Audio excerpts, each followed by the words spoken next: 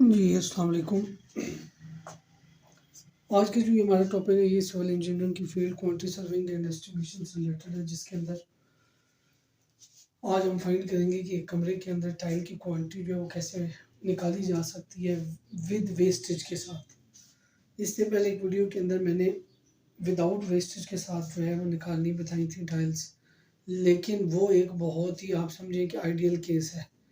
असल में जो हमें टाइल की क्वांटिटी निकालनी पड़ती है उसके अंदर हमें ज़्यादातर जिस चीज़ के साथ खेलना पड़ता है वो ये है कि वेस्टेज, क्योंकि हर जगह के ऊपर जब टाइल्स लगती हैं तो उन टाइल्स के लिए कभी भी इक्वल डायमेंशन या सेम डायमेंशंस आपको नहीं मिलती।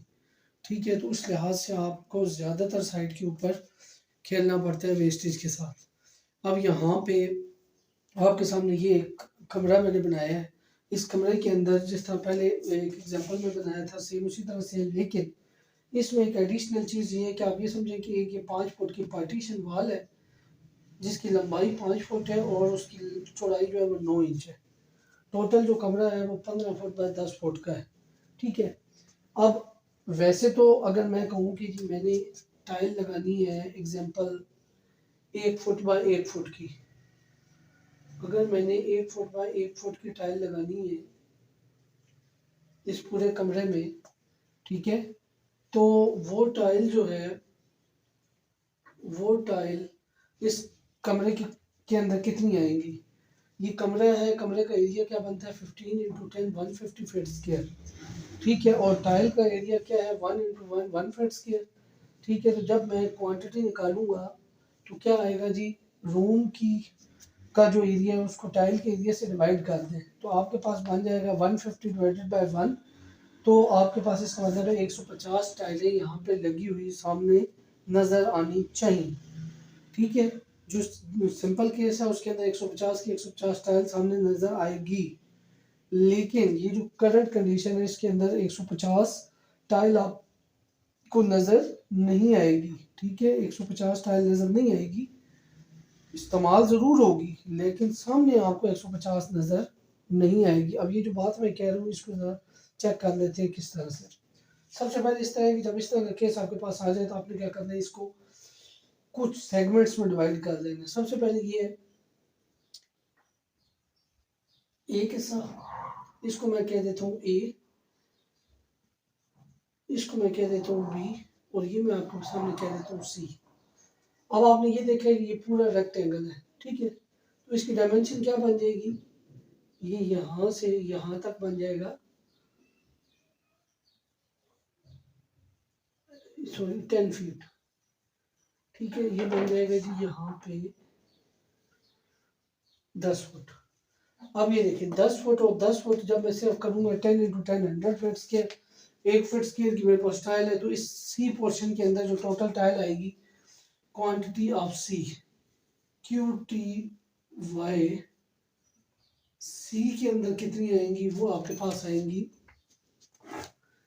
आपके पास आ जाएंगी 100 ओवर 1 फीट स्क्वायर। ये इससे कैंसिल हो गया तो आपके पास 100 टाइल्स 100 टाइल्स लगेंगी सिर्फ और सिर्फ इस सी पोर्शन में। अब आ जाए ए और बी। ए और बी को जब मैंने डिवाइड किया तो अब यहाँ पे एक पॉइंट समझे, जितनी डायमेंशन ए की है वही बी की भी है, यानी मैं ए की जो क्वांटिटी निकालूंगा उसे मल्टीप्लाई बाय 2 कर दूंगा वही बी की भी निकल आएगी। लेकिन इसके अंदर थोड़ी सी टेक्निकल बात है वो ज़रा समझने वाली, वो ये है इसकी एक डायमेंशन तो आपके पास है 5 फुट चौड़ाई, लंबाई लंबाई आपके पास है 5 फुट, चौड़ाई आपके पास है 4 फुट 7.5 इंच। अब मैं फिलहाल अगर 4 फुट को सिलेक्ट करता हूँ इधर से भी और इधर से भी, 7.5 इंच को ज़रा छोड़ दूँ तो क्या होगा 5 फुट बाय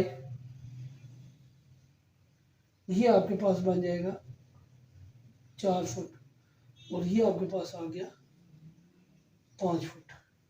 ये एक रेक्टेंगल आपके सामने आ गया, इसको मैं थोड़ा सा हैच कर देता हूँ ताकि आपके लिए समझना आसान हो। 4 फुट बाय 5 फुट का एक रेक्टेंगल आ गया, इसको भी आप जब करेंगे 4 × 5 20, क्यू टी वाई ए का क्या है जी 20 फीट स्क्वायर ओवर 1 टाइल का है area is equal to 20 tiles. अब यहाँ पे ये फार्मूला जो है ये मैं इधर आपके सामने लिख देता हूँ। क्यू टी वाई का फार्मूला जो है room area divided by tile area, tile area, ये फार्मूलाज वहाँ पे इस्तेमाल हो। अब देखिए ये वाला हैच एरिया जो था उसके अंदर 20 टाइल्स लगी।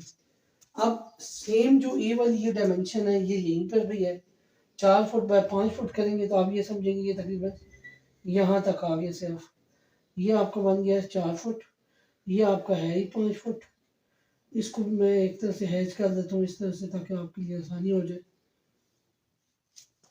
ये आपके पास आ गई क्यू टी वाई बी की, बी के अंदर सिर्फ ये हैच पोर्शन की, ए के अंदर भी सिर्फ हैच पोर्शन। अभी ये जो जगह रहती है इसको मैंने अभी डिस्कस नहीं किया।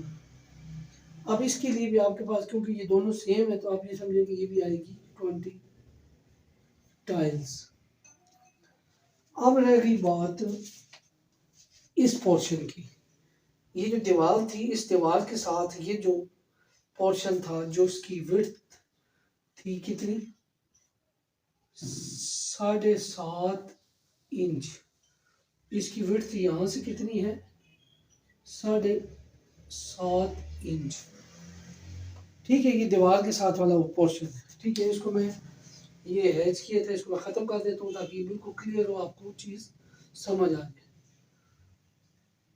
अच्छा, ये दीवार की विड्थ जो है लेंथ जो है वो मैंने इधर लिखी हुई है 5 फुट, ये मैंने इसको दोबारा से ये लिख दिया। अब ये देखें हमारे पास टाइल की जो डायमेंशन है वो 1 फुट बाय 1 फुट है।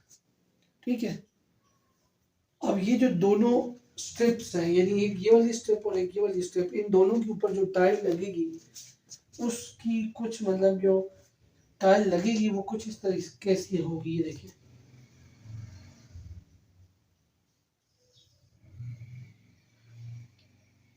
1 फीट और यहाँ पे होगा 7 1/2 इंचेस। ठीक है, 1 फुट बाय 7.5 इंच। इन जगहों के ऊपर जो टाइल लगेगी वो 1 फुट बाय 7.5 इंच की लगेगी। अब ये देखिए 1 फुट हमारे पास कितनी है विड्थ या लेंथ 5 फुट, इट मीन्स के 5 टाइलें लगेंगी जिनकी जो चौड़ाई होगी वो कितनी होगी 7.5 इंच। 1 2 3 1 2 3 4 5 सेम इस तरीके से भी लगेंगी 1 2 3 1 2 3 4 5 1 2 3 4 5। ठीक है, अब आपने ये देखना है ये 5 टाइलें यहाँ पे भी लग गई 5 इधर भी लग गई। ठीक है, अब ये देखिए 100 tiles plus 20 120 plus 20 140 plus 5 145 plus 5 150। Total tiles कितनी आ गई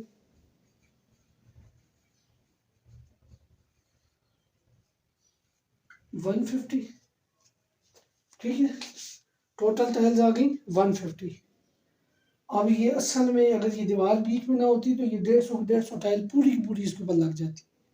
लेकिन अब यहाँ पे क्या है कि 150 टाइल इस्तेमाल ज़रूर हुई है लेकिन वो सामने मौजूद नहीं है। मौजूद क्यों नहीं है उसकी वजह ये है कि बीच में से हम ये टोटल 150 टाइल लगनी थी। 150 टाइल का एरिया कितना आता है 150 फीट स्क्वायर।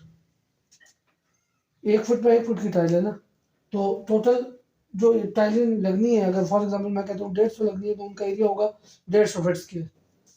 उसके अंदर से मैं ये दीवार का एरिया माइनस कर दूंगा। ये कितना बनता है जी, ये बनता है 5 मल्टीप्लाई बाय 0.75